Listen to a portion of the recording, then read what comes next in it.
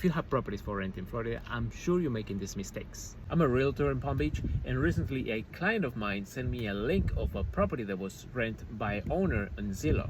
So I reached out to the owner and he wouldn't answer for a few days because he was so busy working. When I finally got in touch with him, he told me that he was going to be able to show it to me a week after that. So when I finally showed the property to my client, I talked to the owner and he said he wouldn't pay any kind of commission. I reached out to my client, I told him the situation and asked him if he was willing to pay me. And he was like, yeah, sure, no worries. Now, this is what you really need to be careful about. The owner didn't have an updated lease.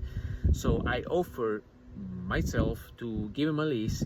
And when I showed him the lease, he didn't even know how to fill it out. He didn't know how to even check it to see if it was properly filled out. I like to be fair.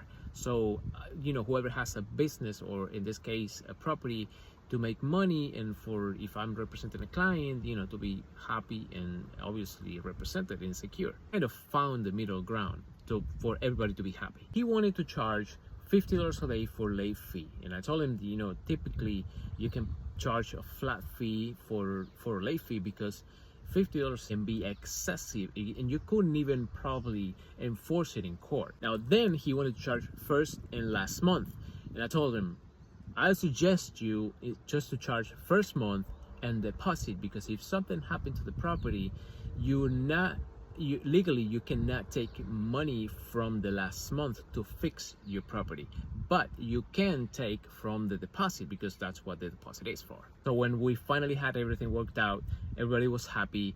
The landlord, the owner, wanted to give my client 2 sets of keys, and when I asked him, do you have a set of key to have access to the property, he said, no, I don't. So I said, hey, well, I suggest you to either make a copy or just give him one and you keep one because you are the owner. So he was also willing to give access to my client to the property before the beginning of the lease to start moving in stuff, and I told him, don't do that. So at the end of this deal, he decided to hire me to represent him in his other properties that he has, because he had no idea in the trouble that he could have got into if it wasn't because he had representation.